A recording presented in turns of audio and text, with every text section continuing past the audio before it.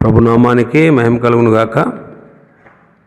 మరి యేసుక్రీస్తు ప్రభు యొక్క రెండవ రాకడ గురించి, మరి ఆయన రాకడకు సూచనలేంటో మనం స్పష్టంగా తెలుసుకుందాం. మరి యేసుక్రీస్తు రాకడకు సంబంధించినటువంటి సూచనలు మనం తెలుసుకుందాం. ఆయన రాకడ, రెండవ రాకడ. మొదటిసారి భూమి మీదకి గొర్రెపిల్లగా వచ్చారు. అయితే రెండవ రాకడలో 2 దశలు ఉంటాయని మనం తెలుసుకున్నాం.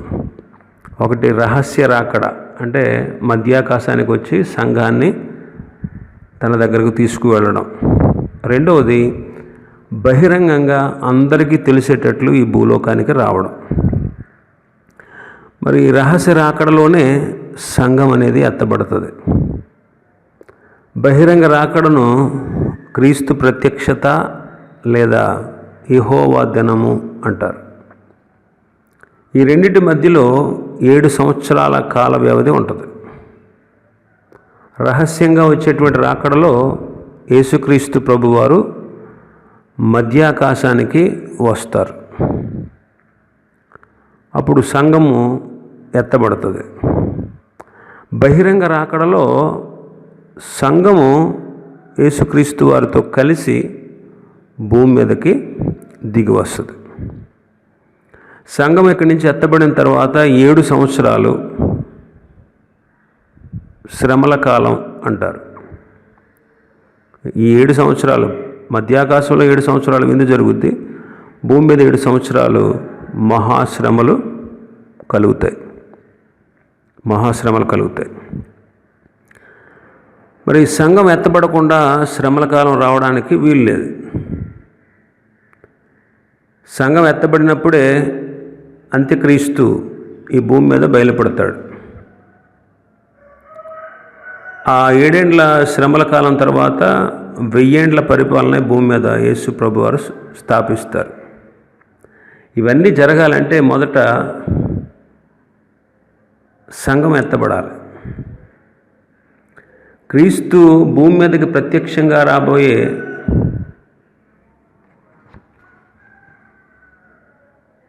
రెండవ రాకడకు ముందు సంఘం ఎత్తబడాలి.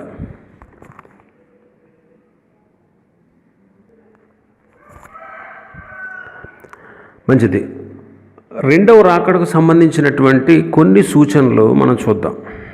మత్తయి సువార్త 24వ అధ్యాయం 14వ వచనాన్ని చదువుదాం. మత్తయి సువార్త 24వ అధ్యాయం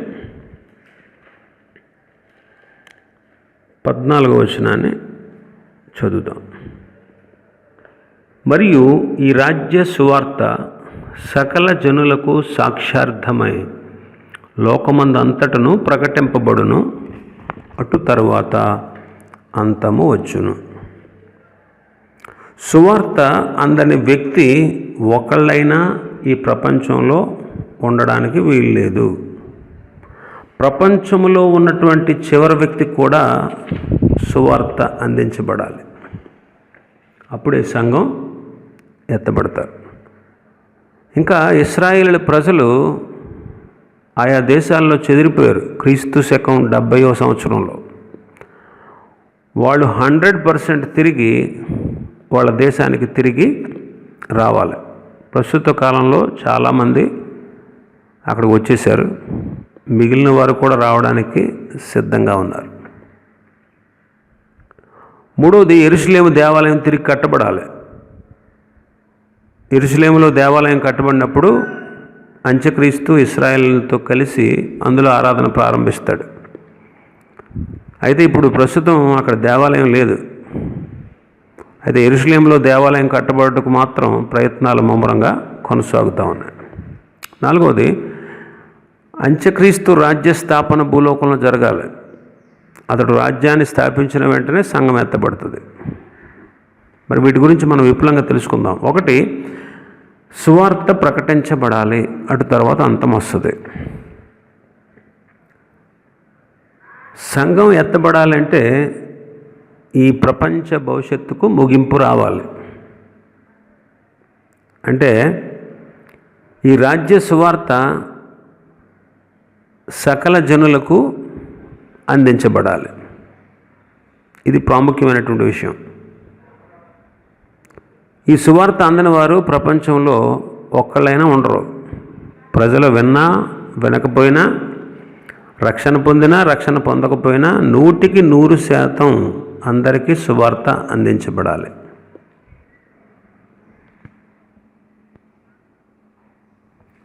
ప్రపంచంలో ఉన్నటువంటి ప్రజలందరికీ సువార్త అందించడమే దేవుని యొక్క ప్రణాళిక. దేవుని యొక్క ప్రణాళిక. ప్రపంచంలో ఉన్నటువంటి వారందరికీ దేవుని సువార్త ప్రకటించబడాలి.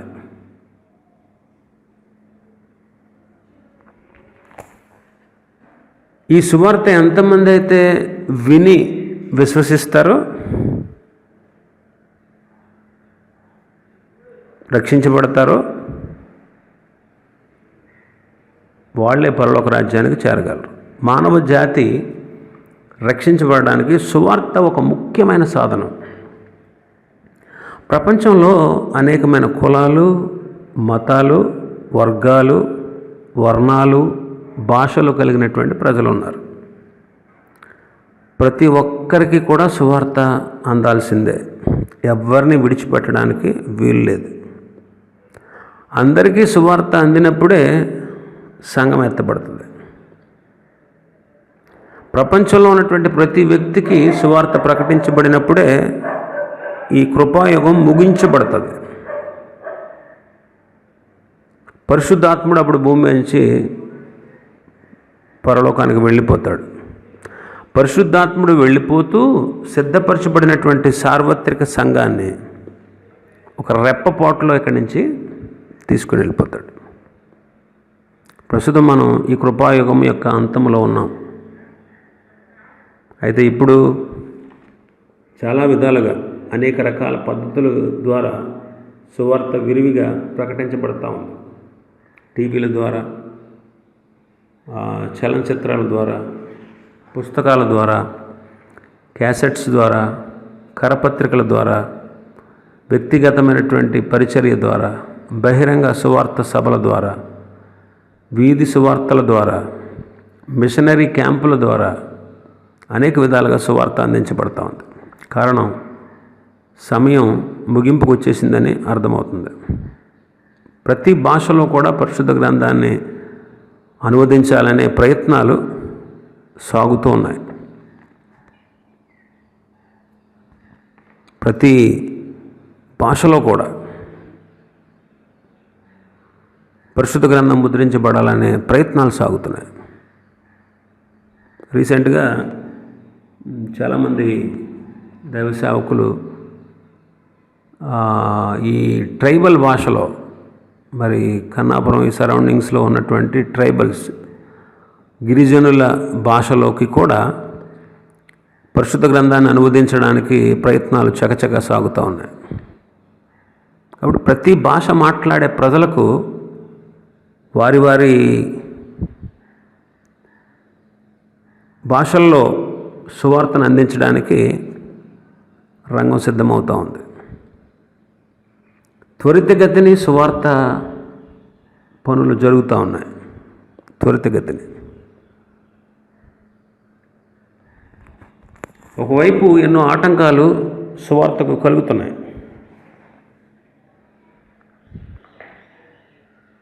ఎన్ని ఆటంకాలు సువార్తకు కలిగినా మరొక పక్క విరివిగా సువార్త ప్రకటించబడుతూ ఉంది. ఎప్పుడైతే ప్రపంచంలో ఉన్న చివరి వ్యక్తికి కూడా సువార్త ప్రకటించబడుతుందో అప్పుడు సంఘం ఎత్తబడుతుంది. ప్రపంచ భవిష్యత్తు అప్పుడు మరొక మలుపు తిరుగుద్ది అన్నమాట.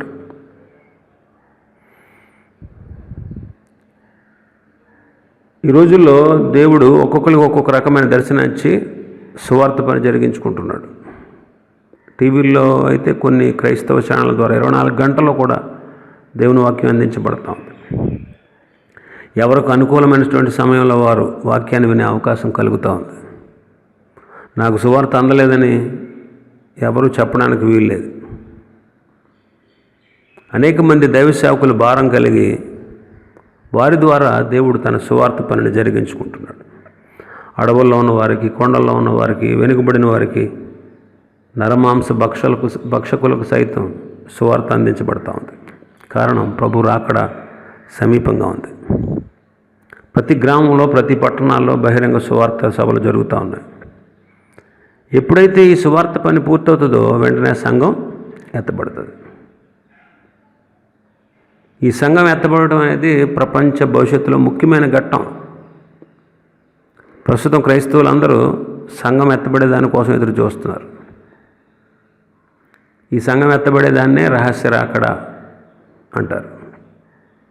ఇది రెండవ రాకడలో ఒక భాగం. ఈ రెండింటి మధ్యలో, రహస్య రాకడకు బహిరంగ రాకడకు మధ్యలో 7 సంవత్సరాల కాల వ్యవధి ఉంటుంది. ఈ 7 సంవత్సరాల కాలం ఎత్తబడిన సంఘం మధ్యాకాశంలో ఉంటుంది. విడవబడిన ప్రజలు భూమి మీద శ్రమలు అనుభవిస్తూ ఉంటారు. మనం చదువుకున్నాం ఇందాక తెస్సలోనిక పత్రికలో, ఆర్భాటముతో, ప్రధాన దూత శబ్దముతో, దేవుని బోరతో పరలోకం నుండి ప్రభు దిగి వచ్చును. దేవుడు తన బోరను ఊదినప్పుడు క్రీస్తునందున్న వారు ఉండి మృతులైనటువంటి వారు మొదట లేస్తారు. ఆ మీదట భూమి మీద సజీవులైన వారు రెప్పపాట్లు మార్పు పొంది మహిమ శరీరాలు ధరించుకొని మధ్యాకాశంలో ప్రభుని ఎదుర్కొంటారు. దీన్నే సంఘం ఎత్తబడుట అంటారు. సంఘం ఎత్తబడకుండా ప్రత్యక్షంగా రెండవ రాకడ భూమి మీదకి రాదు. అంత్యక్రీస్తు అనేవాడు బయలుపడకుండా భూమి మీద మహాశ్రమల కాలం రాదు. అంత్యక్రీస్తు నాశనం చేయబడితేనే కానీ 1000 ఏండ్ల పరిపాలన భూమి మీద జరగదు. మొదట సంఘం ఇక్కడ ఎత్తబడాలి.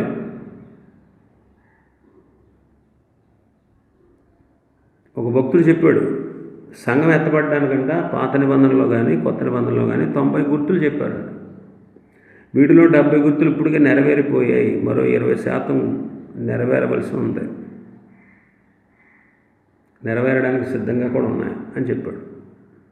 ఈ 90 గుర్తులు 100% నెరవేరిన వెంటనే సంఘం ఎత్తబడుతుంది. అన్నిటి గురించి చెప్పుకోవాలంటే కష్టం. అయితే సంఘం ఎత్తబడకు సంబంధించిన గుర్తులన్నీ కూడా తప్పకుండా జరుగుతాయి. ప్రస్తుతం ఎన్నో గుర్తులు జరుగుతున్నాయి, మిగిలినవి కూడా త్వరలో జరుగుతాయి. కాబట్టి ఆయన రాకడకు సూచనలో మరొక విషయం ఏంటంటే, ఇశ్రాయేలీలందరూ తమ స్వదేశానికి తిరిగి వచ్చేస్తారు. సంఘం ఎత్తబడక ముందు జరగాల్సినటువంటి మరొక విషయం ఇది.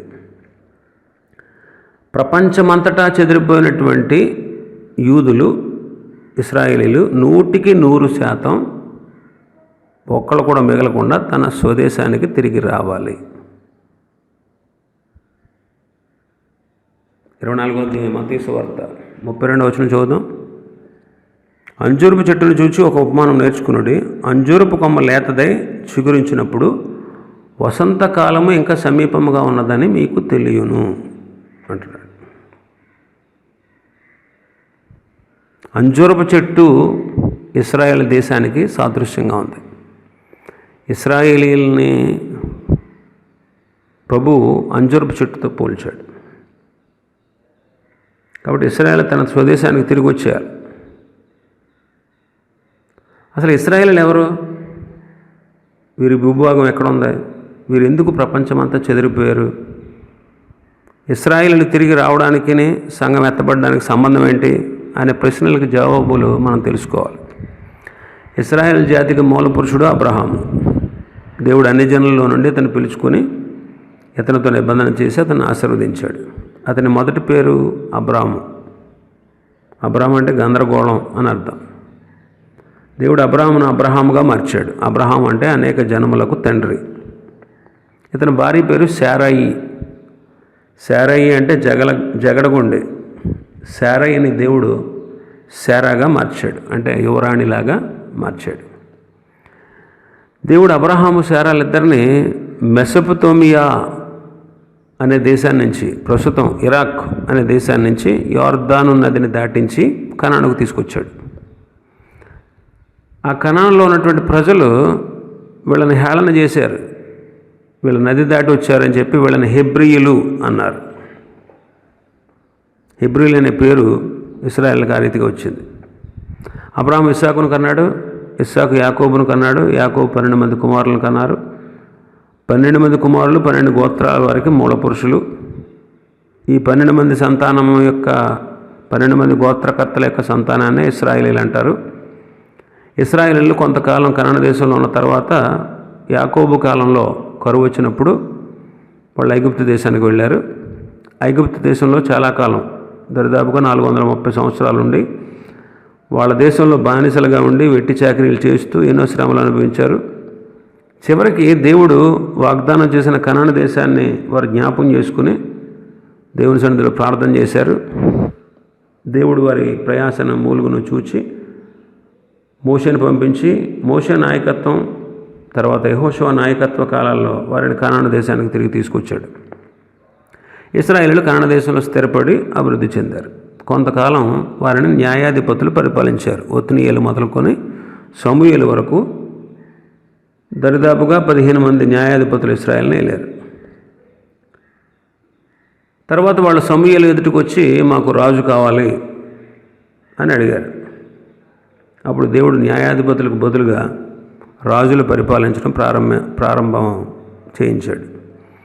మొదట సౌలు, తర్వాత దావీదు, తర్వాత సొలొమోను, ఒకరి తర్వాత ఒకరు ఒక్కొక్కళ్ళు 40 సంవత్సరాల పాటు ఒక్కొక్కళ్ళు పరిపాలన చేశారు.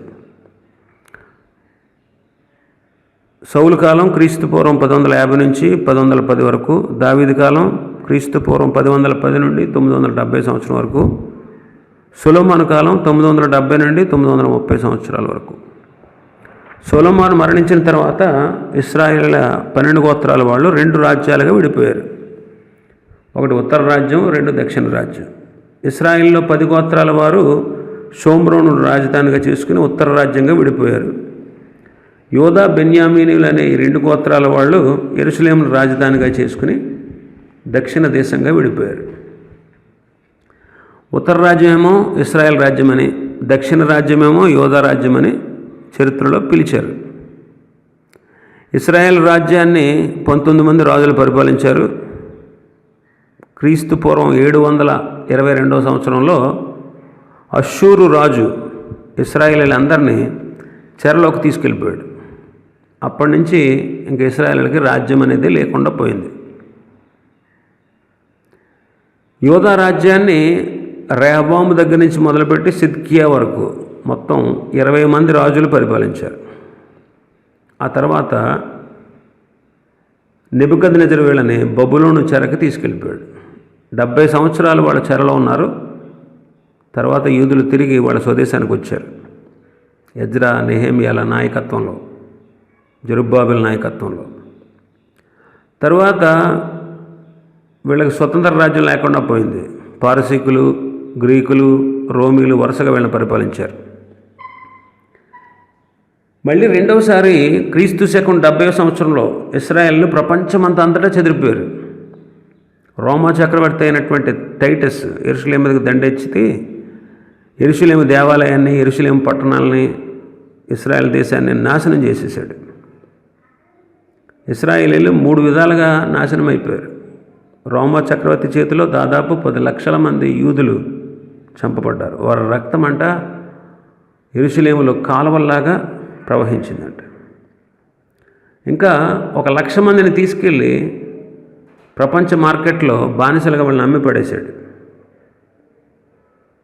తర్వాత మూడవదిగా మిగిలిన ఇశ్రాయేలీలు ప్రాణరక్షణ కొరకు ప్రపంచమంతటా చల్లా చెదురైపోయారు. తల్లి జాడ బిడ్డకు లేదు, బిడ్డ జాడ తల్లికి లేదు, భర్త జాడ భార్యకు, భార్య జాడ భర్తకు లేదు. ఎందుకు వచ్చిందో తెలుసా ఈ శిక్ష?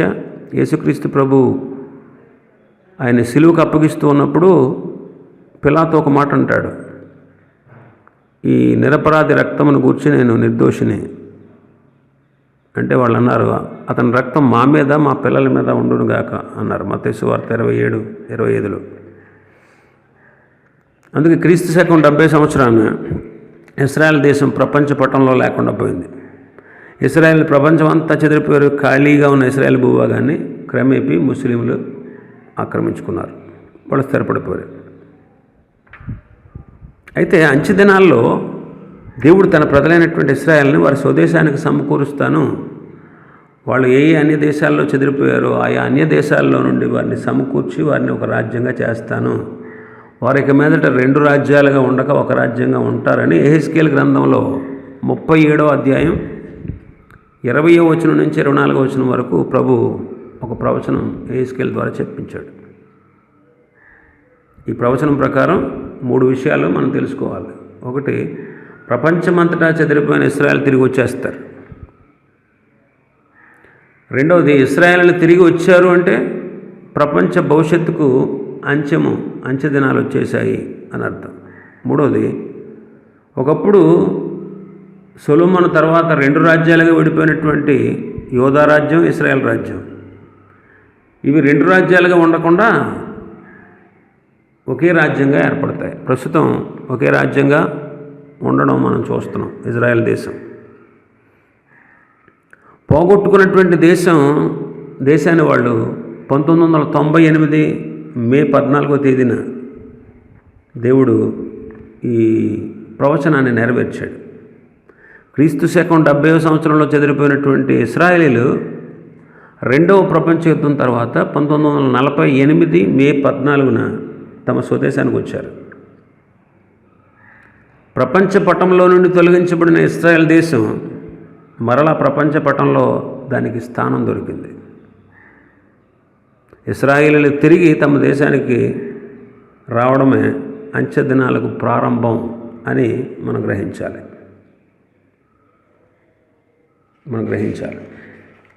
ఇంకా మూడవది, యెరూషలేములో దేవాలయం తిరిగి కట్టబడాలి. సంఘం ఎత్తబడక ముందు జరగాల్సిన 3వ సంఘటన ఏంటంటే యెరూషలేములో దేవాలయం తిరిగి కట్టబడాలి. ప్రస్తుతం యెరూషలేములో దేవాలయం లేదు. ఇక్కడ దేవాలయం కట్టడానికి మాత్రం ప్రస్తుతం ముమ్మరంగా చాలా ప్రయత్నాలు కొనసాగుతున్నాయి. యెరూషలేములో దేవాలయం కట్టబడిన వెంటనే సంఘం ఎత్తబడుతుంది. అది త్వరలో మనం చూడబడుతున్నటువంటి దృశ్యం. యెరూషలేము దేవాలయం కట్టబడుతూ సంఘం ఎత్తబడడానికి సంబంధం ఏంటి అనే ప్రశ్నకు మనం సమాధానం చూడాలి. ఈ రెండింటికి దగ్గర సంబంధం ఉంది. ఇశ్రాయేలీలు తిరిగి వాళ్ళ దేశానికి వచ్చినప్పుడు యెరూషలేములో దేవాలయం నిర్మించుకుంటారు. అంత్యక్రీస్తు వాళ్ళతో సంధి చేసుకుని నేనే మీ మెస్సయ్యని అని వాళ్ళని భ్రమపడతాడు. అంత్యక్రీస్తు యొక్క నాయకత్వంలో ఇశ్రాయేల్ దేశం పరిపాలించబడుతుంది. అప్పుడు ఆ దేవాలయ నిర్మాణం కోసం వాడు ప్రయత్నం చేసి ఆ దేవాలయ నిర్మాణం జరిగి అనుదినము కూడా దేవాలయంలో వాళ్ళు నైవేద్యాన్ని అర్పించాలి. కాబట్టి ఆ అనుదిన నైవేద్యం అనేది యెరూషలేము మందిరంలో ప్రారంభించబడుతుంది. ఈ సంగతి జరుగుతూ ఉండగా సంఘం ఎత్తబడుతుంది. ఈ అనుదిన బలి నైవేద్యం జరగాలంటే అంత్యక్రీస్తు మెస్సీగా గుర్తించబడి ఇశ్రాయేలును పరిపాలించాలంటే మనం ముందుగా యెరూషలేము దేవాలయం తిరిగి కట్టబడడానికి గుర్తుంచుకోవాలి. అప్పుడు వెంటనే సంఘం ఎత్తబడుతుంది. సంఘం ఎత్తబడిన తర్వాత నేను అంత్యక్రీస్తునని వాడు బయలుపరుచుకుంటాడు. అసలు యెరూషలేము దేవాలయ చరిత్ర గురించి కొంత మనం తెలుసుకోవాలి. మొట్టమొదట ఇశ్రాయేల్ రాజు అయినటువంటి దావీదు దేవుని కొరకు యెరూషలేములో దేవాలయం కట్టాలని అనుకున్నాడు. అయితే దేవుడు దాన్ని అంగీకరించలేదు. నీ ఉద్దేశం మంచిదే, కానీ నీవు ఎన్నో యుద్ధాలు చేసావు, ఎంతోమంది రక్తాన్ని ఒలికించావు, కాబట్టి నీ కుమారుడైన సొలొమోను ద్వారా దేవాలయం కట్టించుకుంటానని ప్రభు చెప్పారు. దావీదు దేవాలయం కొరకు స్థలాన్ని, సామగ్రిని సిద్ధం చేశాడు. దావీదు కుమారుడైన సొలొమోను తన పరిపాలనలో 4వ సంవత్సరం ముందు దేవాలయం కట్టడం ప్రారంభించి 11వ సంవత్సరాన 7 సంవత్సరాల్లో ఆ దేవాలయాన్ని కట్టి ముగించాడు. సొలొమోను కట్టించిన దేవాలయం సువర్ణమయమైనది. స్వర్ణ దేవాలయం ఎంతో గొప్పది. ఇది కొన్ని వందల సంవత్సరాలు నిలబడింది. ఇశ్రాయేలీయులు చక్కగా దానిలో దేవుని ఆరాధించేవారు. నెబుకద్నెజరు ఈ దేవాలయాన్ని పడగొట్టి బంగారాన్ని, ఎత్తడిని, వెండి సామగ్రిని అంతటిని బబులోనుకు తీసుకెళ్ళిపోయాడు.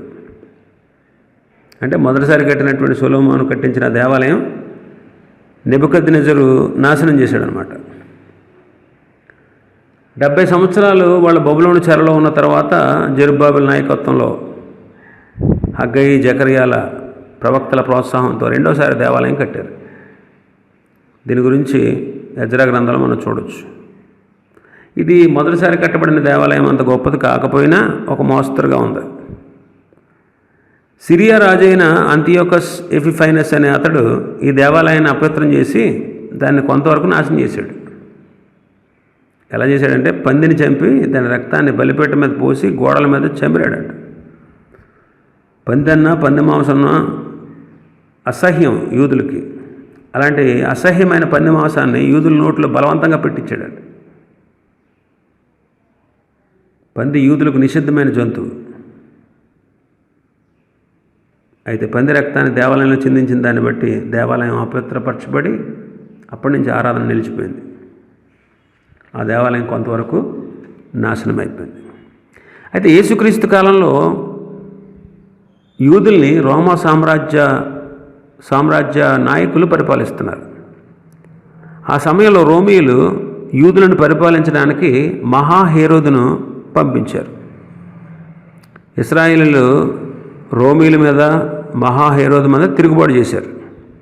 అయితే అతడు తెలివిగా ఏం చేశాడంటే మహాహేరోదు వారిని మెప్పించడానికి యెరూషలేములో నేను దేవాలయాన్ని కడతాను అని చెప్పాడు. దాంతో యూదులు శాంతించారు, అతని పరిపాలనకు ఒప్పుకున్నారు. హేరోదు ద్వారా యెరూషలేములో దేవాలయం 3వసారి నిర్మించబడింది. ఈ దేవాలయం కట్టడానికి సుమారు 46 సంవత్సరాలు పట్టింది.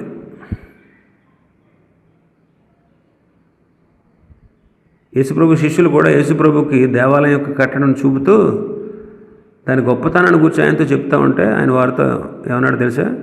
మీరు ఈ కట్టడాన్ని చూస్తున్నారు, ఇది రాతి మీద రాయి ఒకటైనా నిలిచి ఉండకుండా పడతరోయబడి దినాలు వస్తున్నాయని వారితో చెప్పాడు. యేసుప్రభు వారు చెప్పిన 40 సంవత్సరాల తర్వాత క్రీస్తు శకం 70వ సంవత్సరంలో ఖచ్చితంగా అక్షరాల ఇది నెరవేరింది. రోమా చక్రవర్తి అయిన టైటస్ గొప్ప సైన్యంతో యెరూషలేముకు వచ్చి దాన్ని చుట్టూ ముట్టడి వేశాడు. యెరూషలేములో ఉన్నటువంటి క్రైస్తవుల్ని పట్టణంలో విడిచి వెళ్ళిపోమని చెప్పాడు యెరూషలేములో ఉన్న వాళ్ళందరినీ. అయితే క్రైస్తవులు పట్టణాన్ని విడిచి చెదిరిపోయారు వాళ్ళ ప్రాణాలను రక్షించుకోవడానికి. ఇశ్రాయేలీయులు మాత్రం బయటకు రాకుండా చక్రవర్తిని ఎదిరించారు. అప్పుడు చిక్కుని వాళ్ళని చిక్కినట్టు చంపాలని సైనికులకు ఆజ్ఞాపించాడు. వారు యెరూషలేము వీధుల్లో ప్రవేశించి దాదాపు 10 లక్షల మందిని చంపారంట. ఆ రక్తం అంట యెరూషలేము పట్టణంలో ఒక కాలువలాగా ప్రవహించిందంట. ఇందాక చెప్పుకున్నట్టు పిలాతు ఎదుట వాళ్ళు అతని రక్తం మా మీద, మా పిల్లల మీద ఉండను కాక ఆ శాపం వాళ్ళ మీదకి వచ్చింది. రోమా చక్రవర్తి యెరూషలేము పట్టణాన్ని నాశనం చేసి యెరూషలేము దేవాలయంలో ఉన్నటువంటి రాయి మీద రాయి ఒకటి కూడా నిలబడకుండా పడద్రోసి ఆ రాళ్లను రోమా పట్టణానికి తీసుకొచ్చాడు. యేసుక్రీస్తు ప్రభు చెప్పిన మాటలు తప్పక నెరవేరాయి.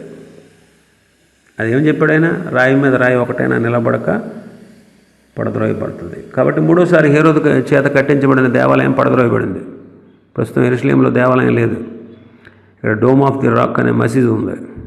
ఇశ్రాయేల్ తిరిగి వచ్చిన తర్వాత దేవాలయం కట్టడానికి ప్రయత్నాలు జరుగుతున్నాయి. కానీ దేవాలయం కట్టవలసిన స్థానంలో మసీదు ఉండడం వల్ల అది వివాదాస్పదంగా ఉంది. ఏదేమైనా ఇశ్రాయేల్ అక్కడ త్వరలో దేవాలయాన్ని కడతారు.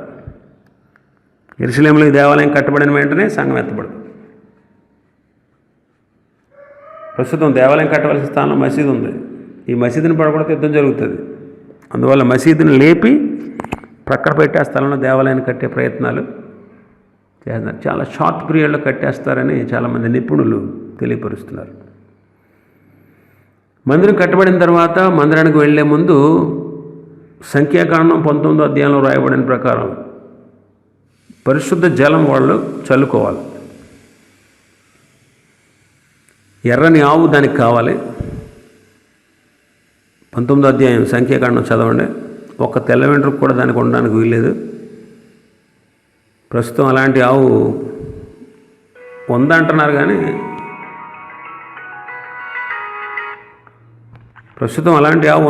కానీ అక్కడక్కడ కొన్ని తెల్ల వెంట్రుకలు ఉన్నాయని దాన్ని అంత పెద్ద లెక్క చేయట్లేదు. అయితే ఆవును పాలెం వెలుపల వధించాలి, దాని బూడిద తీసి, అంతకుముందు ఎర్రని పెయ్యను వధించి బూడిద దాచిపెట్టిన కళాల పాత్రలు అవి కావాలి, మట్టి పాత్రలు. టైటస్ చక్రవర్తి ఇశ్రాయేలీల్ని హింసిస్తున్న కాలంలో ఆ కళాల పాత్రను, బూడిదని వాళ్ళు యాజకులు ఎక్కడో దాచిపెట్టారు. వాటి కోసం ఇప్పుడు జల్లెడ పడుతున్నారు. అవి దొరకాలి, ఎర్రని పెయ్య దొరకాలి. దాన్ని వధించి ఆ కళాల పాత్రలో, పాత పాత్రలో ఉన్నటువంటి ఆ బూడిదలో ఈ బూడిదని కలపాలి. దేవాలయంలోకి వెళ్ళే ముందు వాళ్ళు ఆ నీళ్లు పరిశుద్ధ జలం అంటారు, పాప పరిహారార్థ జలం అంటారు దాన్ని. ఆ పాప పరిహారార్థ జలాన్ని వాళ్ళు తమ మీద చల్లుకోవాలి. కాబట్టి ఈ దాచబడిన మట్టి పాత్రలు, కళాల పాత్రలు కావాలి, ఎర్రని పెయ్య, ఈ రెండు కావాలి. అయితే యెరూషలేములో ఈ పాత్రల కోసం వాళ్ళు చక్కగా వెతుకుతున్నారు. ప్రభుత్వమే వారికి జీతాలు ఇచ్చి వారిని వెతికిస్తూ ఉంది ఆ పనిలో. యెరూషలేము దేవాలయం కట్టబడి యూదులు తమను తాము పరిశుద్ధపరచుకుని దేవాలయానికి ప్రవేశిస్తూ ఉండగా సంఘం ఎత్తబడుతుంది. సంఘం మధ్యాకాశానికి వెళ్తుంది. ఆ తర్వాత అంత్యక్రీస్తు రాజ్యస్థాపన జరుగుతుంది. అంత్యక్రీస్తు ఈ ప్రపంచాన్ని అంతటిని పరిపాలిస్తాడు. ఇంకా మనకి కొన్ని సూచనలు మనం చూస్తే మత్తయి సువార్త 24వ అధ్యాయంలో, మార్కు సువార్త 13వ అధ్యాయం, లూకా సువార్త 21వ అధ్యాయం ఉంది. ఆ 3 చదవండి. పై అధ్యాయాలను మనం బాగా పరిశీలన చేస్తే, నేను చెప్పబడిన అధ్యాయాలు 3టిని పరిశీలన చేస్తే క్రీస్తు రాకడకు సంబంధించిన సూచనలు ఉన్నాయి. మత్తయి సువార్త 24:4లో చదువుదాం ఒకసారి. ఎవడును మిమ్మల్ని మోసపరచకుండా చూచుకొనుడి. మోసం జరుగుతుంది. యేసుక్రీస్తు ప్రభు రాకడకు ముందు ప్రపంచంలో మోసం ఎక్కువ అవుతుందని చెప్తా ఉన్నారు. ఎవడును మిమ్మల్ని మోసపరచకుండా చూచుకోండి. ఈనాడు మనం చూస్తే అన్ని రంగాల్లో కూడా మోసం కనిపిస్తుంది. ఒకరినొకరు మోసం చేసుకోవడం అనేది సర్వసాధారణం అయిపోయింది. భార్యాభర్తలు ఒకరినొకరు మోసగించుకోవడం, తల్లిదండ్రులను బిడ్డలను మోసం చేయడం, ప్రాణ స్నేహితులైన వారు కూడా ఒకరినొకరు మోసం చేసుకోవడం, మోసాలు ఎక్కువైపోయినాయి. వైద్య రంగంలో, విద్యారంగంలో, మెడిసిన్లో, తినే ఆహార పదార్థాల్లో మోసం ఎక్కువైపోయింది. వస్త్రాల్లో మోసం పెరిగిపోయింది. డూప్లికేట్ వచ్చేసింది. డూప్లికేటిజం. ఏది మంచిదో ఏది మంచిది కాదో గ్రహించలేనటువంటి పరిస్థితి. ప్రపంచంలో అంతటా కూడా మోసం అధికమైపోయింది. కాబట్టి అనేకులు మోసం చేస్తారు. ఎవడు మిమ్మల్ని మోసం చేయకుండా చూసుకోండి అన్నాడు. కాబట్టి ఇతరులు మనల్ని మోసం చేయకుండా చూసుకోవాలి. ఈ మోసంలో ఉంది, మోసగించబడతా ఉంది, మోసం పెరిగిపోయింది. తర్వాత 24వ అధ్యాయం 5వ వచనంలో, అనేకులు నా పేరట వచ్చి నేనే క్రీస్తునని చెప్పి పలువురిని మోసం చేస్తారు. అబద్ధ క్రీస్తులు వచ్చి నేనే క్రీస్తునని చెప్పి పలువురిని మోసపుచ్చుతారు. వాళ్ళు వీలైతే ఎన్నో సూచక్రియలు చేస్తారు. ఏర్పరచబడిన వారిని సైతం మోసపుచ్చేటువంటి శక్తి అపవాదికి ఉంది. యేసుప్రభు చెప్పినట్టుగానే ఈ లోకంలో చాలామంది నేనే క్రీస్తును అని క్రీస్తు విరోధులు బయలుదేరి వచ్చారు. ఇప్పటికి దాదాపు 500 మంది పైగానే నేనే క్రీస్తునని చెప్పుకున్న వాళ్ళు ప్రపంచంలో చాలామంది ఉన్నారు. వాళ్ళు కూడా ఎన్నో సూచక్రియలు చేశారు, స్వస్థత కార్యాలు జరిగించారు, ప్రజలను తమ వైపుకు ఆకర్షించుకున్నారు, తామే క్రీస్తుమని చెప్పుకున్నారు. అందుకే ప్రభు అన్నాడు, ఇదిగో ఇక్కడున్నాడు అక్కడ ఉన్నాడని చెప్తే నమ్మొద్దు, అది కొండలో ఉన్నాడు అరణ్యంలో ఉన్నాడు అంటే నమ్మొద్దని ప్రభు ముందే చెప్పాడు. ఆయన చెప్పినట్టుగానే క్రీస్తులు అనేక మంది వెలుస్తున్నారు. ప్రజల చేత వాళ్ళు పూజలు కూడా చేయించుకుంటున్నారు. మొన్న మధ్య అమెరికా దేశంలో నేనే క్రీస్తును, నేను మీ పాపాలను క్షమించి మిమ్మల్ని రక్షించడానికి వచ్చాను అని చెప్పాడంట. కొందరు అతని మాటలను నమ్మి అతను అన్నారు, నేను సిలువేస్తాం, నువ్వు తిరిగి లేస్తే మేము నమ్ముతాం అన్నారు. అని సిలువేసి చంపేశారు. సిలువలో చనిపోయాడు, సమాధి చేయబడ్డాడు. బతుకుతాడని ఇంకా బతకలే, ఇప్పటికీ బతకలే. ఈ రోజుల్లో ఇలాంటి ఎంతోమంది అబద్ధ క్రీస్తులు బయలుదేరి ప్రజలను నశింప చేయడానికి వారిని మరణం వైపు, నాశనం వైపు తీసుకెళ్ళడానికి ప్రయత్నాలు ఎన్నో చేస్తున్నారు.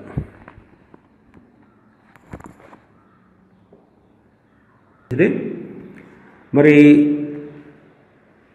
తర్వాత మనం చూస్తే తప్పు బోధలు, క్రీస్తు రాకడకు ముందు అబద్ధ ప్రవక్తలు, అబద్ధ బోధలు బయలుదేరి తప్పుడు సిద్ధాంతాలను చెప్పి ప్రజలను తప్పుతోవలో నడిపిస్తారు. అంతే 24:11 మత్తయి సువార్త 24:11 అనేకులైన అబద్ధ ప్రవక్తలు వచ్చి పలువురిని మోసం చేస్తారు. ఆయన రాకడ సమయంలో అబద్ధ ప్రవక్తలు వస్తారని యేసుప్రభు వారు ముందే చెప్పారు. అలాగే జరుగుతుంది. కొంతమంది క్రీస్తు రెండవ రాకడ లేదని చెప్తున్నారు, మరి కొంతమంది క్రీస్తు రెండవ రాకడ ఇప్పుడు కాదంటున్నారు, ఇంకా సమయం ఉందంటున్నారు. కొంతమంది 1000 ఏండ్ల పరిపాలన ఇప్పుడు జరుగుతుందని చెప్తున్నారు. కొంతమంది ఏమో త్రిత్వాన్ని అంగీకరించట్లేదు. వాక్యం అంటే ప్రవచనాలకు, దర్శనాలకు, స్వస్థతలకు ఎక్కువ ప్రాధాన్యత ఇస్తున్నారు. కొంతమంది రక్షించబడిన తర్వాత కూడా పాపం చేసినా పర్వాలేదని చెప్తున్నారు. కొంతమంది యేసు ప్రభువును రక్షకుడుగా, ప్రభువుగా అంగీకరిస్తున్నారు కానీ దేవుడిగా అంగీకరించట్లేదు. కొంతమంది దేవునికి మహిమకరమైన ఉపదేశం చెప్పకుండా, బోధలు చేయకుండా ప్రజలను మెప్పించడానికి ప్రయత్నాలు చేస్తున్నారు. ఇవన్నీ అంత్యదినాలు. ఈ అంత్యదినాల్లో తమకిష్టమైనటువంటి బోధకుల్ని ప్రజలు పోగు చేసుకుంటారు అని వ్రాయబడింది. కాబట్టి సత్యానికి చెవినివ్వకుండా కల్పనా కథల వైపు తిరిగిపోయే కాలం వస్తుందని కూడా పౌలు గారు ముందే చెప్పాడు. తిమోతి 2వ పత్రిక 4వ అధ్యాయం 3వ వచనంలో. కనుక తప్పుడు సిద్ధాంతాల విషయంలో, అబద్ధ బోధకుల విషయంలో మనం జాగ్రత్త వహించాలి. రాకడ సమయంలో అబద్ధ ప్రవక్తలు, దుర్బోధకులు రావడం సర్వసాధారణమే. ఈ రోజుల్లో ఎంతోమంది ప్రవక్తలు ముందుకు వచ్చి మీకు ఇది జరుగుతుంది, మీకు అది జరుగుతుంది, దేవుడు నాకు బయలుపరిచాడని ప్రవచనాలు చెప్తున్నారు. ఒక ఆమె దగ్గరికి ఇలాగే ఒక పాస్టర్ గారు వచ్చారంట. పాస్టర్ గారు వచ్చి ప్రభు మీకు నాకు ఒక విషయం చెప్పాడు, మీ ఇంటికి వెళ్తే మీరు ప్రభు చెప్పిన మాట ఏంటంటే ఒక కాసు బంగారంతో ఉంగరం చేయించి ఇస్తారు వాళ్ళు అని చెప్పాడు. ఇది ప్రవచనం నాకు తెలిసింది అన్నాడంట. అప్పుడు ఆవిడ అందంట, ప్రభు మీకు చెప్పాడు, మళ్ళీ నాకు చెప్పలేదు కదండి, నాకు చెప్పిన తర్వాత నేను పిలుస్తానులే వద్దురుగాని అందంట.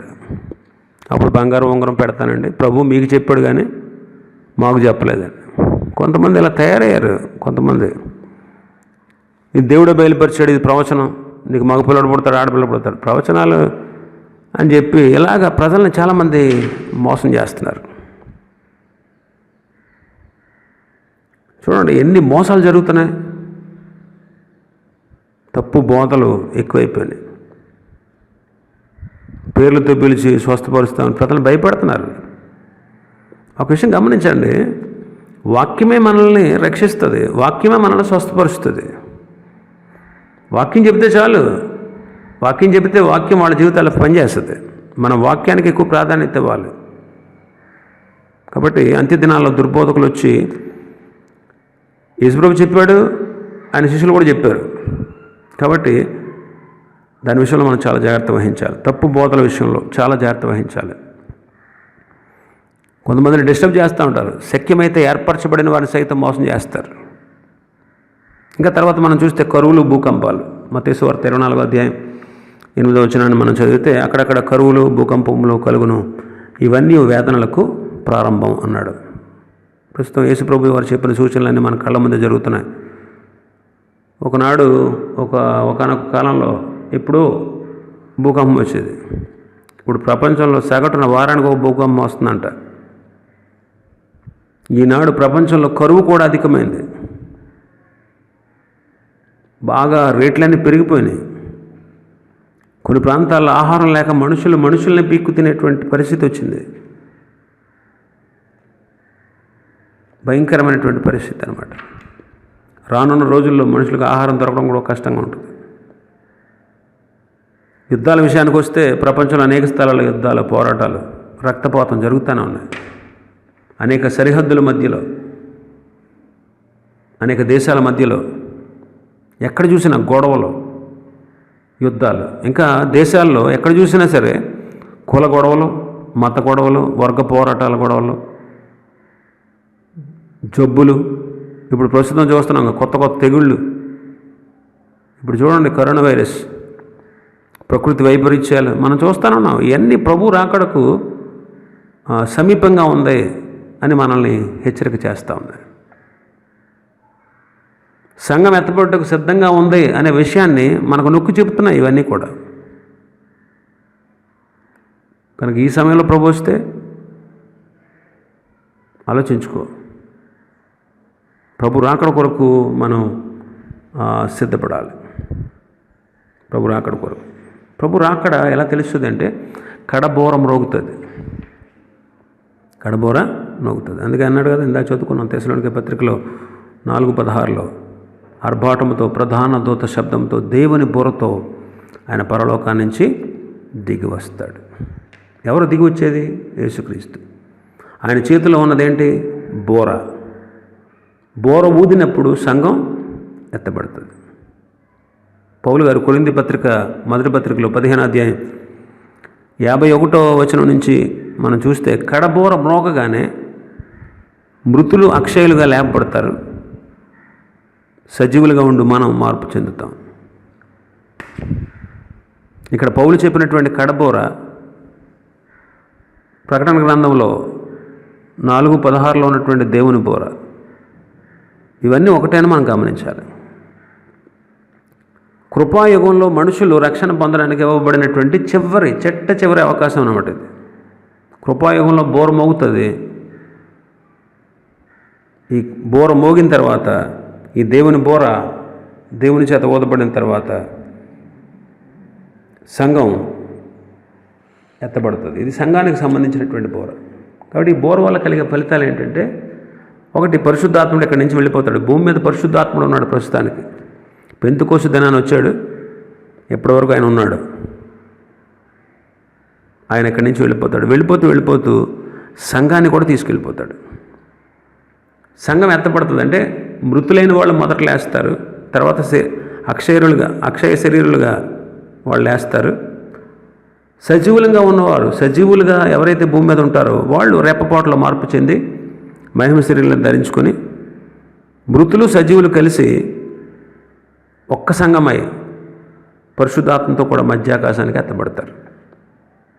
దేవుని బోర మ్రోగిన వెంటనే మొదటి పరిశుద్ధాత్ముడు ఎక్కడి నుంచి వెళ్ళిపోతాడు. ఆయన వెళ్ళిపోతూ సిద్ధపరచబడిన సంఘాన్ని తీసుకెళ్ళిపోతాడు. దీంతో ఈ కృపాయుగానికి అంతం అవుతుందన్నమాట. క్రీస్తు ద్వారా కృప ఈ భూలోకానికి వచ్చింది.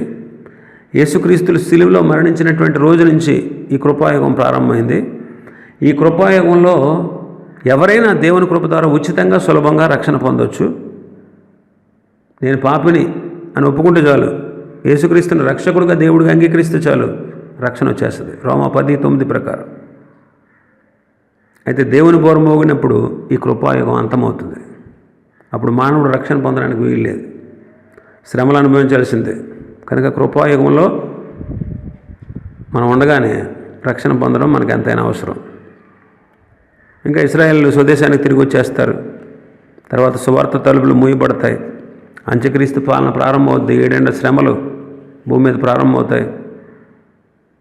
సంఘం ఎత్తబడుతుంది. కాబట్టి సంఘం ఎత్తబడుతుంది. మనం సంఘంలో ఉన్నామా? సంఘంలో మనం కలిసి జీవిస్తున్నామా? యేసుక్రీస్తు ప్రభు ఇచ్చినటువంటి రక్షణను మనం పొందుకున్నామా? మనం సంఘ సభ్యులమయ్యామా? ఈ విషయాన్ని మనం పరీక్ష చేసుకోవాలి. అయితే మధ్యాకాశానికి ఎత్తబడినటువంటి సంఘం మార్పు చెంది మహిమ శరీరాలు ధరించుకున్నటువంటి విశ్వాసులు మధ్యాకాశాన్ని చేరుకున్న తర్వాత ఈ 7 సంవత్సరాలు అక్కడే ఉంటారు. ఆ తర్వాత క్రీస్తుతో పాటు కలిసి సంఘం భూమి మీదకి వస్తుంది. ఈ మధ్యాకాశం ఎక్కడుంది? మధ్యాకాశంలో సంఘం 7 సంవత్సరాలు ఏం చేస్తుంది అనే విషయాన్ని మనం చూద్దాం. కొరింథీ పత్రిక 2వ కొరింథీ పత్రిక 12వ అధ్యాయం 2వ వచనంలో చూస్తే మొత్తం 3 ఆకాశాలు ఉన్నాయి అనే విషయం మనకు అర్థమవుతుంది. మొదటి ఆకాశం, రెండవ ఆకాశం, మూడవ ఆకాశం. ఒకసారి ఆ మాట చదువుదాం. కొరింథీలకు రాసిన 2వ పత్రిక 12వ అధ్యాయం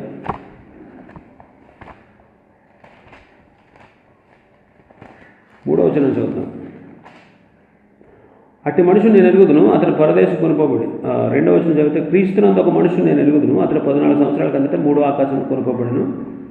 అతను శరీరంతో కొనుకోబడను నేను ఎరుగను, శరీరం లేక కొనుకోబడను నేను ఎరుగను, అది దేవునికే తెలియదు. 14 సంవత్సరాల కిందట 3వ ఆకాశమునకు కొనుకోబడిన ఒక మనిషిని నేను ఎరుగుదును. 3వ ఆకాశం అని ఉంది అంటే 1, 2 ఉన్నట్ట లేదా? మొదటి ఆకాశం, దీన్నే వాయుమండలం అంటారు, మేఘమండలం అని కూడా పిలుస్తారు. గాలి, వర్షం, మంచు ఇక్కడి నుంచే ఉత్పత్తి అవుతాయి. సాతాను పరలోకం నుండి ఈ మొదటి ఆకాశం దగ్గరికి పడద్రోయబడ్డాడు. సాతాను వాడి అనుచరులైన దురాత్మల సమూహం ప్రస్తుతం ఇక్కడే ఉన్నారు. ఎఫెసీ 6:12 ప్రకారం వీరిక్కడి నుంచి పరలోకానికి, భూలోకానికి వస్తూ పోతూ ఉంటారు. ఈ శ్రమల కాలంలో, 7 ఏళ్ల శ్రమల కాలంలో సాతాను అతని అనుచరులు అక్కడి నుండి భూమి మీదకి పడతారు. 2వ ఆకాశం, దీన్నే మధ్యాకాశం అంటారు. సూర్యుడు, చంద్రుడు, నక్షత్రాలు ఇక్కడే ఉన్నాయి. దేవుని బోర మోగిన వెంటనే సంఘం మహిమ శరీరాలు ధరించుకుని మధ్యాకాశానికి వస్తుంది. 7 సంవత్సరాల సంఘం ఇక్కడే ఉంటుంది. న్యాయ సింహాసనపు తీర్పులో పాల్పొందుతుంది. 3వ ఆకాశం, దీన్ని పరలోకం అంటారు, పరదేశం అని పిలుస్తారు. క్రొత్త నిబంధనలో నీతిమంతుల ఆత్మలు ఈ స్థలంలో ఉంటాయి. అపొస్తలుడైన పౌలు కూడా తాను 3వ ఆకాశమునకు వెళ్ళినట్టు చెబుతున్నాడు. ప్రకటన 12వ అధ్యాయంలో సాతాను అనే ఘట సర్పం భూమి మీదకి పడద్రోయబడినట్టు చూస్తాం. అంటే సంఘం 7 సంవత్సరాలు ఉండడానికి మధ్యాకాశం ఖాళీ చేయబడుతుంది అన్నమాట. అక్కడే సంఘం ప్రభుతో ఉంటుంది. శ్రమల కాలం పూర్తయిపోయిన వెంటనే సంఘం ప్రభుతో కలిసి భూమి మీదకి దిగి వస్తుంది. మరి మధ్యాకాశంలో ఏం చేస్తుంది? ఒకటి, సంతోషిస్తుంది. భూలోకంలో ఎన్నో కష్టాలు అనుభవించారు విశ్వాసులు, నష్టాలు, బాధలు, శ్రమలు, దుఃఖం ఎన్నో అనుభవించారు. ఇలా అనుభవించినటువంటి సంఘ విశ్వాసులు మధ్యాకాశంలో అన్నీ మర్చిపోయి ప్రభుతో పాటు సంతోషిస్తారు. 2వది, విశ్రాంతి తీసుకుంటారు. భూలోకంలో సంఘానికి విశ్రాంతి లేదు. సువార్త ప్రకటించడం, ఆత్మలు రక్షించడం ఆ పనిలో పడిపోయింది. సంఘం లోపల ఎన్నో సమస్యలు, సంఘం వెలుపల ఎన్నో సమస్యలు. సంఘంలో ప్రతి వ్యక్తి భూలోకంలో రకరకాలైనటువంటి పని భారాలతో ఉన్నాడు. అయితే మధ్యాకాశంలో మనం ఏ పని చేయాల్సిన పని లేదు, ఆలోచించాల్సిన అవసరం లేదు. ఇక్కడ సంఘం విశ్రాంతి తీసుకుంటుంది. 3వది, వివాహ మహోత్సవంలో పాల్గొని ప్రేమ విందును ఆరగించడం. ఎత్తబడిన సంఘమేమో పెండ్లి కుమార్తె, యేసుక్రీస్తు పెండ్లి కుమారుడుగా ఉండి అక్కడ వివాహోత్సవం జరుగుతుంది. పాత నిబంధనలో ఉన్నటువంటి భక్తులు ఈ వివాహానికి పెండ్లి కుమారునికి స్నేహితులుగా ఆహ్వానించబడతారు. ఇక్కడ వివాహం అనగానే నిజంగానే వివాహం జరుగుతుందని అర్థం కాదు. వివాహం అంటే ఐక్యపరచబడుట. అంటే సంఘం మధ్యాకాశంలో యేసుక్రీస్తులో ఐక్యపరచబడుతుంది. 4వది, విశ్వాసులకు న్యాయ సింహాసనపు తీర్పు ఉంటుంది. మధ్యాకాశంలో యేసుక్రీస్తు న్యాయ సింహాసనం మీద కూర్చుంటారు. సంఘం ఆయన ఎదుట నిలబడి తీర్పు పొందుతుంది. ఇది ప్రత్యేకంగా సంఘానికి మాత్రమే జరిగేటువంటి తీర్పు. ఈ తీర్పులో క్రీస్తునందున్నటువంటి మృతులు, క్రీస్తునందున్న సజీవులు ఇద్దరు ఉంటారు. ఈ తీర్పు నరకానికి సంబంధించింది కాదు. ఇది బహుమతుల ప్రధాన కూటం. ఈ కూటంలో ఈ సహవాసంలో ఇక్కడ ఉన్నటువంటి ఈ కలయికలో బహుమతులు ఇస్తారు. ఎవరి క్రియలను బట్టి రావాల్సిన ప్రతిఫలం ప్రభు వారికి ఇస్తారు. వాని క్రియల చొప్పున ప్రతిఫలం ఇస్తారు. అందుకే కొరింథీ పత్రికలో చదువుకున్నాం, 5వ అధ్యాయం 10వ వచనం, 2వ కొరింథీ పత్రిక 5:10లో తాను జరిగించిన క్రియల చొప్పున మంచివేనను సరే చెడ్డవేనను సరే దేహముతో జరిగించి వాటి యొక్క ఫలాన్ని ప్రతివాడు పొందినట్లు మనమందరం క్రీస్తు న్యాయపీఠం ఎదుట ప్రత్యక్షం కావాలి. ఇక్కడ పౌలు మనము అంటున్నాడు, మీరు అంటలేదు.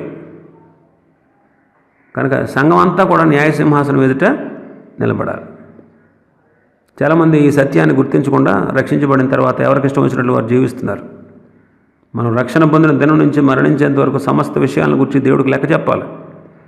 రక్షణ పొందకముందు మనం చేసిన కార్యాలను తీర్పులోకి రావు, కానీ అవన్నీ క్రీస్తు రక్తం చేత కొట్టివేయబడ్డాయి. కానీ రక్షణ పొందిన దినం నుండి ప్రతి ఒక్కరూ బాధ్యతగా వ్యవహరించాలి. ఆ న్యాయ సింహాసనం తీర్పును బట్టే 1000 ఏండ్ల పరిపాలనలో మన స్థితి నిర్ణయించబడుతుంది. భూమిపై మనం కష్టపడి పనిచేసి ఆయనకు నమ్మకంగా ఉంటే మధ్యాకాశంలో మనకు ప్రతిఫలం వస్తుంది. దాన్ని బట్టి 1000 ఏళ్ల పరిపాలనలో మనం భూలోకాన్ని పరిపాలిస్తాం. ఈ తీర్పులో 2 రకాల ప్రతిఫలాలు ఉన్నాయి. ఒకటి, వ్యక్తిగతంగా ప్రతి ఒక్కరికి దేవుడు ఇచ్చేటువంటి ప్రతిఫలం. అవేంటంటే కిరీటాలు. మనం ఇంతకుముందు వాక్య భాగాల్లో చెప్పుకున్నాం. అక్షయ కిరీటం, అక్షయ కిరీటం, జీవ కిరీటం, నీతి కిరీటం, మహిమ కిరీటం, ఇలాంటి కిరీటాలు. 2, సంఘమంతటికి లోకాన్ని జయించినందువల్ల వచ్చే ప్రతిఫలం ఏంటంటే జీవవృక్ష ఫలాలు భుజించుట, మరుగైన మన్నాను తినుట. ప్రకటన గ్రంథం 2:7, 2:17 ఉంటాయి మాటలు. 2:27లో ప్రజలను ఏలేటువంటి అధికారం కలిగి ఉండుట. 3:5 ప్రకారం, ప్రకటన 3:5 ప్రకారం జీవగ్రంథంలో మన పేర్లు రాయబడడం. ఇవన్నీ కూడా సంఘమంతా లోకాన్ని జయించినందువల్ల వచ్చే ప్రతిఫలం. కాబట్టి ప్రతివాడు కూడా దేహంతో జరిగించిన క్రియలను బట్టి ప్రతిఫలం పొందుతాడు. ప్రతివాడు కూడా తాను దేవుని కొరకు చేసిన సేవకు రావాల్సినటువంటి జీతాన్ని పుచ్చుకుంటాడు. కొంతమంది పని బంగారం, వెండి, వెలగల రాళ్లతో కట్టబడితే కొందరిది కర్ర, గడ్డి, కొయ్యకాలతో కట్టబడుతుంది. ఆ దినమున అగ్ని పరిశోధిస్తుందంట. కాలిపోయిన వాళ్ళకి ప్రతిఫలం ఉండదు, నిలిచిన వారికి ప్రతిఫలం. కాలిపోయిన వాళ్ళు తమ మట్టుకు తాము రక్షించబడతారు. కాబట్టి రక్షణ పొందిన తర్వాత మనం మరణించే వరకు దేహంతో జరిగించిన ప్రతి క్రియకి ఆ క్రియ యొక్క ఫలం మనం పొందుతాం. ఈ తీర్పులో మనకు వచ్చే ప్రతిఫలాన్ని బట్టే 1000 ఏళ్ల పరిపాలనలో మన స్థానం ఏంటో మనకు తెలుస్తుంది. కాబట్టి ప్రతి సేవకుడు, ప్రతి విశ్వాసి ఖచ్చితంగా దేవుని పని చేసి దేవుని కొరకు కొన్ని ఆత్మలైనా రక్షించాలి. అప్పుడే అక్కడ తలెత్తుకోగలం. మనం సేవ చేసేటప్పుడు డబ్బు కోసమో, సుఖం కోసమో, మెప్పు కోసమో, స్వార్థం కోసమో కాకుండా ఆత్మల భారంతో పనిచేయాలి. అప్పుడే మనకు ప్రతిఫలం దొరుకుతుంది. దేవుడు మనకిచ్చినటువంటి సమయాన్ని బట్టి, మనకున్నటువంటి బలాన్ని బట్టి, మనకున్న శక్తిని బట్టి, మనకున్న జ్ఞానాన్ని బట్టి, మన శరీరాన్ని బట్టి, మన తలంపులను బట్టి ఖచ్చితంగా ప్రభువు మన లెక్క అడుగుతాడు. వీటన్నిటి విషయంలో మనం లెక్క చెప్పాలి. దేవుని కోసం మనం చేసిన ప్రతి పనికి ఫలితం ఉంటుంది. గిన్నెడు చెన్నీళ్ళు ఇస్తేనే పరలోకంలో మీ ఫలం పోగొట్టుకోరు అన్నాడు ప్రభు. కాబట్టి ప్రభునందు మీ ప్రయాస వ్యర్థం కాదంటాడు పౌలు గారు. కాబట్టి ఆయన కొరకు ఎన్ని ఆత్మల సంపాదన కోసం మనం ఎన్ని ఆత్మలు రక్షించామో, ఎంత డబ్బు ఖర్చు పెట్టామో, ఎంత దూరం నడిచామో, ఎన్ని దినాలు పనిచేసామో, ఎన్ని దినాలు పస్తులున్నామో, ఎన్ని దెబ్బలు తిన్నామో, ఎన్ని నిందలు అనుభవించామో, ఎంత చెమట కార్చామో, ఎంత రక్తం కార్చామో, ఎన్నిసార్లు దూషించబడ్డామో, ఎన్నిసార్లు ఆరోగ్యాన్ని నష్టపరుచుకున్నామో, ఎన్ని దాన ధర్మాలు చేసామో, ఎంతమంది సేవకులకు ఆతిథ్యం ఇచ్చామో, ఎంతమంది పేదలను ఆదరించామో, ఎంతమందికి సువార్త ప్రకటించామో, ఎన్ని గ్రామాలు, పట్టణాలు తిరిగామో, ఎన్ని సంఘాలు కట్టామో, ఎంతమంది సేవకులను తయారు చేసామో, ప్రతిదానికి విశ్వాసి సేవకుడు చేసిన ప్రతి పనికి ప్రతిఫలం ఉంటుంది. ప్రభునందు మన ప్రయాస ఎప్పటికీ వ్యర్థం కాదు. ఆయన వాని క్రియల చొప్పున జీతంను ఇచ్చుటకు సిద్ధంగా ఉన్నాడు. కాబట్టి ప్రభు కోసం ఏం చేస్తున్నాం, ఎంత ప్రయాసపడుతున్నాం ఆలోచించుకోండి. ఇప్పుడైనా ఆయన కొరకు జీవించుటకు, ఆయన కొరకు పనిచేయడానికి మనం తీర్మానం చేసుకుందాం. కాబట్టి దేవుని సంగమా, దేవుని ప్రజలారా, మనం గమనించాల్సినటువంటి విషయం అదే, మనం ఆలోచించుకోవాల్సిన విషయం అదే. ఎత్తబడుతున్నటువంటి మనం మధ్యాకాశంలో 7 సంవత్సరాలు ప్రభుతో ఉంటాం. ప్రభు ఇచ్చే బహుమానాలు, కిరీటాలు పొందుకుంటాం. నీ కొరకు ఏ కిరీటం సిద్ధపరచబడింది, నీ కొరకు ఎంత బహుమానం, ఎంత జీతాన్ని దేవుడు దాచిపెట్టాడు. రాబోయే 1000 ఏండ్ల పరిపాలనలో, భూమి మీద నువ్వు పరిపాలించే పరిపాలనలో నీ స్థానం ఏంటి, భూమి మీద నువ్వు చేసే పనిని బట్టే ఉంటుంది.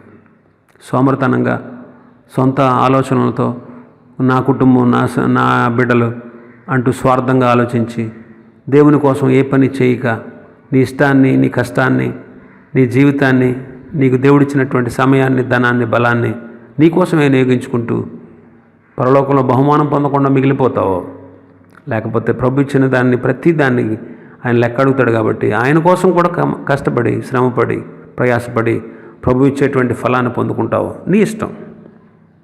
అది నీ విజ్ఞతకే వదిలేస్తున్నాను. కాబట్టి మనం నేర్చుకునేటువంటి విషయం ఇదే. ప్రభు మనకెంత గొప్ప ఆధిక్యతలు ఇచ్చాడు. ఈ రోజుల్లో చాలామంది అనుకుంటారు, నేను వార్డు మెంబర్నన్నా కాలేకపోయాను, లేకపోతే నేను గవర్నమెంట్ ఉద్యోగస్తుని కాలేకపోయాను, నేను ప్రభుత్వ ఉద్యోగాన్ని సంపాదించుకోలేకపోయాను, లేకపోతే నా పరిస్థితి ఎంత హీనంగా ఉంది అని అనుకుంటున్నాము. ప్రభువు కోసం నువ్వు ప్రయాసపడితే నీకు ఇక్కడ ఉద్యోగం చేస్తే 58 సంవత్సరాలకి నీకు రిటైర్మెంట్. 58 సంవత్సరాలకి నీ ఉద్యోగంలో ఉంచరు, నిన్ను తీసేస్తారు. 58 లేకపోతే 60 మరి గుర్తులేదు నాకు, తీసేస్తారు. కానీ నీకు అక్కడ ఇచ్చేటువంటి ఉద్యోగం, హెవెన్ గవర్నమెంట్ ఉద్యోగం ఎన్ని సంవత్సరాలు తెలుసా? 1000 years, 1000 సంవత్సరాలు పరిపాలిస్తావు. సహించిన వారమైతే ఆయనతో కూడా ఏలుదుము అంటాడు పౌలు గారు. కాబట్టి ఈ లోకంలో ప్రభు కోసం ప్రయాసపడు, ప్రభు బిడ్డగా జీవించు. కొన్ని ఆత్మల సంపాదన కోసం ప్రయాసపడు, ప్రభు కోసం కొన్ని ఆత్మల భారం కలిగి కొన్ని ఆత్మలను ప్రభు కోసం సంపాదించు.